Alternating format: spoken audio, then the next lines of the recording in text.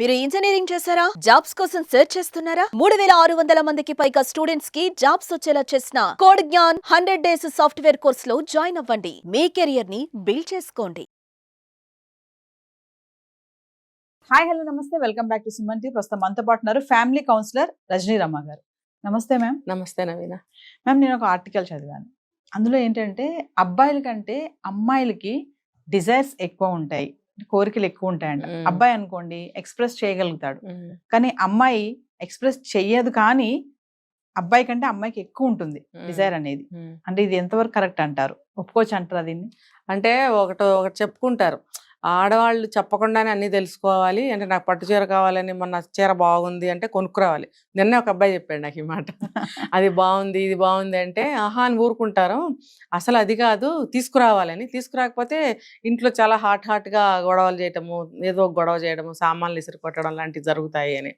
అంటే ఏంటంటే వీళ్ళు కనుసన్నల్లో వాళ్ళు ఉండాలి. అంటే వీళ్ళు అనుకున్నంత మాత్రానే అది పట్టుకొచ్చి ఇంట్లో పెట్టేయాలి. అలాగే మీరు చెప్పిన యాంగిల్, ఈ డిజైర్ అనేది కూడా వాళ్ళు చెప్పకపోయినా వాళ్ళు కనుక్కొని వీళ్ళకి ఎలా కావాలో అలా ఉండాలనేది వీళ్ళ కోరిక. అంటే మీరు గొడవ చేసినప్పుడు అంత గట్టిగా గొడవ చేసేస్తారు, సిగ్గు లేకుండా గొడవ చేస్తారు, కొట్టుకుంటున్నారు, తిట్టుకుంటున్నారు, కోర్టులకు ఎక్కుతున్నారు, ఇంతంత బట్టలు వేసుకుని రోడ్ల మీద తిరుగుతున్నారు. భర్తకి ఇష్టం లేకపోయినా సరే మరి వేరు వేరు బట్టలు వేసుకోవడము, హెయిర్ కట్లు చేసుకోవడము, ఇంకా చాలా తిరుగుళ్ళు చేస్తున్నారే. అప్పుడు లేని సిగ్గు కానీ అబ్జెక్షన్స్ కానీ ఇక్కడ ఎందుకు రావాలి? ఇక్కడ కూడా మీరు ఓపెన్గా మాట్లాడుకోండి. ఇదే నేను చెప్పగలిగింది. అంటే madam, wife and husband sexual relationship స్ట్రాంగ్గా ఉండాలి అంటే ఏమన్నా సూత్రాలు ఉంటాయంటారా? సూత్రాలు అంటే ఇదే ఫస్ట్ పాయింటే సూత్రం. ఏంటంటే ఒకళ్ళ కోసం ఒకళ్ళు కాకపోయినా, అంటే ఇండైరెక్ట్గా ఒకళ్ళ కోసం ఒకళ్ళకి ఏం కావాలో ఒకళ్ళు తెలుసుకుంటే సరిపోతుంది. నేను ఒక వీడియోలో చెప్పాను, పెళ్ళైన డే 1లోనే ఆ అబ్బాయి ఇష్టాలేంటి, ఈ అమ్మాయి ఇష్టాలేంటి ఒకరికొకళ్ళు తెలుసుకోవాలి. ఎందుకు అనంటే అది ఇంట్లో సంసారం నడిపించేదానికి కానీ, మీరు అన్నట్టు ఈ సెక్సువల్ డిజైర్సే కానీ ఏదైనా సరే, మన ఒక ఐటమ్, ఒక స్వీట్ కానీ, హాట్ కానీ, చీర కానీ, ఒక వ్యక్తిని కానీ ఇష్టపడుతుంది అనంటే దాన్ని మనం గౌరవించాలి. ఆ ఇష్టాలు మనం తెలుసుకోవాలి. భర్తదైనా సరే, భార్యదైనా సరే. అలా తెలుసుకున్నప్పుడే కదండి. ఇప్పుడు ఆడవాళ్ళు ఎక్కువగా ఎక్కడ ఏమంటారంటే ఎక్కడ వాళ్ళు అప్సెట్ అవుతున్నారు, ఎక్కడ మమ్మల్ని వీళ్ళు అర్థం చేసుకోవట్లేదని బాధపడుతున్నారు అనంటే ఈ పాయింట్ మీదే బాధపడతారు. నా మనసులో ఉన్నది నువ్వు గ్రహించాలి బై, నువ్వు దేవుడు అయిపోవాలి నిమిషంలో. అంటే సహజంగా కొంచెం గ్రహించగలిగితే మంచిదే. అసలు భార్య వైపు చూడకుండా తన పనిలో తనుండి 10 సార్లు మొత్తుకున్నా ఊహా అనకుండా ఆఫీస్కి వెళ్ళిపోవడం, రావడం, తన పని తను చూసుకోవడంగా ఉంటే కష్టం అవుతుంది. అది కాస్త కూస్తో కనిపెట్టుకోవాలి. ఇప్పుడు ఫ్రీక్వెంట్గా ఒక వస్తువుని తింటుంది, ఫ్రీక్వెంట్గా ఒక కలర్ ఇష్టపడుతుంది, ఫ్రీక్వెంట్గా ఒక పని చేస్తుంది, తనకు అది ఇష్టం అనేది మనం గ్రహించగలుగుతామా లేదా? అలాగే భర్తది కూడా అలా ఎందుకు గ్రహించాలి, నాకేంటి అవసరం అంటే అది ఈగో. ఆ ఈగో ఉన్నప్పుడే మనం ఒక వ్యక్తి వైపు చూడము, వాళ్ళ ఇష్టాలని మనము రెస్పెక్ట్ చేయము, అసలు కనుక్కోము. కనుక్కున్న మైండ్ చేయము, మైండ్ చేసినా రెస్పెక్ట్ చేయము, రెస్పెక్ట్ చేసినా ఇంప్లిమెంట్ చేయము. ఇవన్నీ ఉండాలి. మరి ఇవన్నీ ఉన్నప్పుడు అన్ని ఇంట్లోనే ఉన్నప్పుడు బయటకు వెళ్ళి ఏం తినాలని అనిపించదు కదా. అంటే ఫుడ్ విషయం మనం మాట్లాడుకో, ఎప్పుడైనా ఫుడ్ అయితే తినాలని అనిపిస్తుంది, కానీ ఒక వ్యక్తితో సంసారం చేస్తున్నప్పుడు లైఫ్ టైం కూడా ఖచ్చితంగా ఆ పార్ట్నర్ బయటకు వెళ్ళరండి, వెళ్ళరు. రిలేషన్షిప్ బాగుంటుంది. ఎందుకు ఈ ఉదాహరణ పాతకాలం జంటలను తీసుకోండి, ఎవరు వెళ్ళిపోయారు? ఎవరు వెళ్ళిపోలేదు. అంటే ఎక్కడో ఎవరో ఆడవాళ్ళని ఉంచుకున్న వాళ్ళు ఉన్నారు. ఏంటంటే అప్పట్లో అది గ్రేట్గా ఫీల్ అయ్యేవారు. ఒక మగాడు సెంటు పూసుకుంటే మగాడే సెంటు పూసుకోవాలి. మరి వాడు ఒక అమ్మాయి దగ్గరికి వెళ్ళాడు అంటే అమ్మో ఆయన గారు ఉంచుకున్నావిడ, ఆ ఉంచుకున్నావిడ మీద కూడా గౌరవంగానే మాట్లాడే రోజులు, ఆ రోజులు వేరు. ఇప్పుడు రాజులు పోయారు, రాజ్యాలు పోయాయి, అటువంటి కాలమే వెళ్ళిపోయింది. ఇప్పుడున్న కాలం వేరు, ఆ కాలం వేరు. అప్పుడప్పుడు అక్కడక్కడ ఉండేవారు, ఇప్పుడు ప్రతి కొంపలో జరుగుతున్నాయి ఇలాంటివి. దానికి ప్రికాషన్ ఏం తీసుకోవాలి? ఇప్పుడు నీ మొగుడు ఎక్కడికైనా వెళ్ళిపోతే నువ్వు సహిస్తావా? సహించలేవు. నీ భార్య ఎక్కడికైనా వెళ్ళిపోతే నువ్వు సహిస్తావా? సహించలేవు. అలాంటప్పుడు మీరిద్దరు ఎలా ఉండాలి? నువ్వు బాగూడదు, ఆమె బాగూడదు అని అంటే నువ్వు అమ్మాయి కోసం ఎలా ఉండాలి, నువ్వు భర్త కోసం ఎలా ఉండాలి? బుద్ధి జ్ఞానంతో మసలుకోవాలి. అలాంటప్పుడు బయటకు వెళ్ళిపోవడాలు, ఇంకో వాళ్ళ దగ్గరికి వెళ్ళటాలు అనేవి జరగవు. ఎందుకనంటే పాతకాలంలో జంటలు 100 ఏళ్ళు బతికుంటే కనుక వాళ్ళిద్దరే ఉండేవారు. పాతకాలంలో వాళ్ళు ఇప్పుడు కూడా ఉన్నారు, 80-90 వయసు వచ్చిన వాళ్ళు ఇంకా ఉన్నారు, జంటలు ఉన్నారు. మరి వాళ్ళు ఎందుకు వెళ్ళిపోవట్లేదు అంటే ఒకళ్ళ కోసం ఒకళ్ళు కనిపెట్టుకుని, ఒకళ్ళ ఇష్టాలను ఒకళ్ళు గౌరవించి కనిపెట్టుకుని వాళ్ళకి అవి అందిస్తున్నారు కాబట్టి వాళ్ళు ఉంటున్నారు. ఏదన్నా ఇంట్లో చిన్న చిన్న లోటుపాట్లు ఉంటే అవి పెద్దగా కనపడవు వాళ్ళకి, ఇద్దరు కలిసి వాటిని సరి చేసుకుంటారు.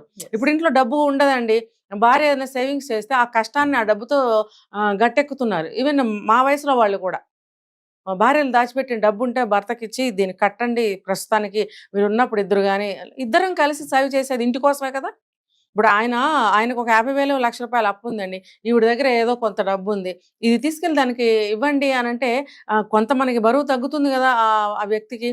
అలా సహకారంగా ఎంతమంది ఉంటున్నారు చెప్పండి. ఉండనప్పుడు ఈ భర్త ఆ భార్య కోసం ఎందుకు బతుకుతాడు, ఆ భర్త ఆ భార్య ఈ భార్య కోసం ఎందుకు బతుకుతుంది? కొన్ని ప్రేమలు, కొన్ని త్యాగాలు ఇవన్నీ ఉంటాయి కుటుంబం అన్న తర్వాత. వాటి ద్వారానే ప్రేమ అనేది పెరుగుతూ ఉంటుంది ఇద్దరి మధ్యన. అసలు అటువంటి సాక్రిఫైజులు లేవు, అటువంటి అండర్స్టాండింగ్స్ లేవు. ఒకటే ఒకటి కనిపిస్తుంది, నువ్వు నా కళ్ళ ముందు 24 గంటలు ఉండాలి. వాడు బొమ్మ అనమాట, వాడి మనిషి కాదు. వాడికి ఆకలి దబ్బులు ఉండవు, వాడికి ఇష్టాలు వేరే ఉండకూడదు. ఈవిడ చేసిందే తినాలి, ఈవిడ మాటే వినాలి, ఈవిడకి కావాల్సింది గ్రహించి పట్టుకొచ్చి ఇచ్చేయాలి. ఈవెన్ పక్కలో కూడా మీరు అన్నట్టు డిజైర్, ఈవిడ మనసులో ఏమనుకుంటుందో అదే జరగాలంటే, నేను ఇంకో యాంగిల్లో చెప్తున్నాను, చెప్పేవాళ్ళు వేరే యాంగిల్స్లో చెప్తారు, అది వేరు ఇది వేరు. అంటే మీరు అడిగారు క్వశ్చన్, ఎలా లాంగ్ టైం ఇలా ఉంటున్నారంటే దీనికి కారణాలు నేను చెప్పుకొస్తున్నాను. అంటే ఇంకొక యాంగిల్లో కూడా నేను చెప్తాను. ఫస్ట్ ఇది ఇలా ఉన్నప్పుడు ఒకళ్ళ మీద ఒకళ్ళకి ప్రేమ పెరుగుతుంది, ఇష్టం పెరుగుతుంది, ఈ కోరికలు అనేవి కూడా చక్కగా సాగుతాయి. ఇంకో యాంగిల్లో చెప్పాలి అని అంటే దానికి ఇంకా బుక్ రీడింగ్ చేయాలి అబ్బాయిలందరూ, లేకపోతే అటువంటి సెషన్స్కి వెళ్ళాలి. వెళ్తే కనుక ఎలా స్టెప్ వైజ్గా వెళ్ళాలి అనేది వాళ్ళు చెప్తారు. ఆ స్టెప్ వైజ్గా మీరు డ్రామా చేసుకుంటూ వెళ్ళండి, మీ లైఫ్లో అయిపోతుంది. అమ్మాయిలు అనుకుంటారంట మేడం, అబ్బాయిల కోసం కాంప్రమైజ్ అవ్వకూడదు అనేసి. అంటే అక్కడ ఇప్పుడు లైక్ సెక్షువల్ లైఫ్ లోనే ఇప్పుడు మీరు ఇందాక అన్నారు కదా, తెలుసుకోవాలని మాది కూడా మీరు తెలుసుకొని ఫీల్ అవ్వాలని చెప్పేసి. చాలా మంది ఏంటంటే ఇప్పుడు నిద్రపోయేటప్పుడు హస్బెండ్ అటు తిరిగి పడుకున్నారు అనుకోండి, వైఫ్ అనుకుంటుంది బయట తిరిగి పడుకుంటే బాగుంటుంది అనకపోతే నువ్వు అనొచ్చు కదా, కానీ తనకు ఉంటుంది కదా ఫీలింగ్, తను తిరిగితేనే అంటే నాది కూడా నువ్వు తెలుసుకోవాలి మీరు అన్నారు, లోపల ఉన్నది కూడా తెలుసుకొని తను ఎక్స్ప్రెస్ చేయాలి లవ్ అనేది. ఖచ్చితంగా అలా ఉంటుంది అంటారా? అంటే పూర్వీకులు చెప్పేవారు, నువ్వు బెట్టు చెయ్యి మొగుడు దగ్గర అంటే మాకు తెలియదులే, విన్నాం ఎప్పుడో బెట్టు చేస్తే. పాత సినిమాల్లో చూడండి, పలకరించగానే మాట్లాడకే ముద్ద, నీకేమీ తెలీదు, ఎలా బ్రతుకుతావో ఏంటో అని అమ్మమ్మలో నాయనమ్మలతో డైలాగులు చెప్పించేవారు. ఆ సూర్యకాంతము ఇంకా పాత యాక్టర్లు ఉండేవారు కదా, వాళ్ళతో ఈ డైలాగులు ఒకటే సినిమాల్లో చూసాం. అంటే ఆవిడే చెప్పక్కర్లే, సినిమాలో యాక్టర్ చెప్పక్కర్లేదు, బయట జీవితంలో అలా ముసలమ్మలు అమ్మమ్మల నాయనమ్మలు చెప్తూ ఉండేవారు. అదేంటి మాట్లాడగానే మాట్లాడేకు, అడగగానే లొంగిపోకు, బెట్టు చెయ్యి అని అంటే అది అలా వంశపారంపర్యంగా మంచి ఏళ్ళలో ఇలాంటి మెల్లగా ప్రతి తరానికి పాకుతాయి. పాకినప్పుడు అమ్మాయిలందరూ పాటిస్తున్నారేమో మరి. మీరు చెప్తున్న దాన్ని బట్టి నాకు వస్తుంది ఈ ఐడియా. ఎందుకు కాంప్రమైజ్ అవ్వకూడదు అని అనుకోవాలి? ఇప్పుడు అన్ని రోజులు మారిపోయాయి, అన్నీ కూడా ఓపెన్ అయిపోతున్న రోజుల్లో ఈ విషయంలో ఎందుకు ఇలా ఉంటున్నారు అని అంటే పాతకాలం భావనేగా ఇది. పాతకాలంలో ఉండేదంటండి ఇది, మనకెవరికి తెలీదు. అది అప్పటికే పోవాలి. కానీ ఆ తరంలో ముసలి వాళ్ళు ఎవరన్నా ఉంటే అలాంటి ఫ్యామిలీస్లో కొంతమందికి అవి వంశ పారంపర్యంగా సంక్రమిస్తూ ఉంటాయేమో ఆ లక్షణాలు. మామూలుగా చెప్పాలంటే కాంప్రమైజ్ అవ్వకూడదు అని నాకైతే ఎక్కడ అనిపించట్లేదు. ఓపెన్గా అందరు వెళ్ళిపోతున్నారు కదా అమ్మాయిలు, ఎక్కడ కాంప్రమైజ్ అవుతున్నారు అంటే ఎవరైనా శాస్త్రీయంగా సాంప్రదాయంగా ఉన్న కుటుంబాల్లో ఎవరైనా అట్లా అనుకుంటున్నారేమో. ఫైనల్ గా madam, men should respect the partner అంటే ఏం చెప్తారు? ఖచ్చితంగా పార్ట్నర్ ని గౌరవించాలి. ఖచ్చితంగా ఒక ఇప్పుడే చెప్పే పాయింట్, ఒక సాంప్రదాయమైనటువంటి అమ్మాయి కానీ మంచి లక్షణాలు ఉన్నటువంటి అమ్మాయి ఇంటి కోసమే తను డెడికేట్ చేస్తూ చక్కగా ఫ్యామిలీ చూసుకుంటూ ఉన్న ఒక భార్యని, ఇంటి ఇల్లాలని గౌరవించాల్సిందేనండి. పెళ్ళికి విలువ లేకుండా ఇవాళ ఒక మగుడు రేపు ఒక మగుడు ఎల్లుండో పక్క నుంచి ఇద్దరు బాయ్ ఫ్రెండ్స్ ఇలా ఉన్న అమ్మాయిల్ని రెస్పెక్ట్ చేయాలి అంటే మీరు అడిగారు భార్య అని, మరి వాళ్ళు ఏ కోవకు వస్తారు వాళ్ళు? అందుకని నేను చెప్పేది ఏంటంటే ఒక మంచి పద్ధతి గల అమ్మాయి, సాంప్రదాయమైన అమ్మాయి ఒక మంచి ఇల్లాలిగా తన పాత్ర తను పోషిస్తున్నప్పుడు ఖచ్చితంగా గౌరవించాల్సింది. ఇప్పుడు నేను ఇందాక చెప్పాను, తన సేవింగ్స్ ఏదన్నా డబ్బులు దాచిపెట్టుకున్న డబ్బులు భర్తకి సహాయంగా ఇచ్చే స్త్రీలు ఉంటారు, ఇప్పటికీ ఉన్నారు. ఏ వయసు అనేది అనవసరం, ఇప్పటికీ ఉన్నారు కొంతమంది. కుటుంబం కోసం పిల్లల్ని జాగ్రత్తగా పెంచుకుంటారు, ఇంటికి వచ్చిన వాళ్ళని మర్యాదగా చూసుకుంటారు, ఇంట్లో ఏది లేకపోయినా భర్తను హింసించరు, ఉన్న దాంట్లోనే గడుపుకుంటూ ఉంటారు. చూడండి, చాలా మంది ఫ్యామిలీస్ అప్పులకి వెళ్ళరు. అప్పులకి వెళ్ళలేదు అంటే అక్కడ భార్య సహాయ సహకారాలు ఇంట్లో చాలా ఉంటాయండి. అటువంటి స్త్రీని గౌరవించాలా లేదా? దీనికన్నా ముందు పెళ్లి చేసుకుంటే ఆమెని గౌరవించాల్సిందే. నువ్వు ఇచ్చే గౌరవాన్ని బట్టి కూడా ఆ అమ్మాయి భావాలు ఎలా ఉన్నా మారచ్చు కదా, తర్వాత నన్ను ఇంత రెస్పెక్ట్ చేస్తున్నాడు అని.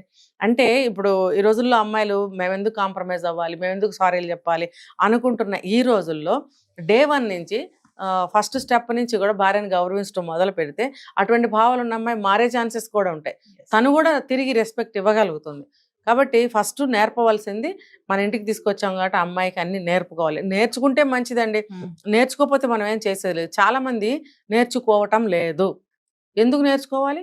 మా ఇంట్లో మాకు ఇది అలవాటు లేదు, మేము ఇలాగే పెరిగాము, నేను ఇలాగే ఉంటాను అని 90% మంది పైనగా చెప్తున్నారు ఈ మాట.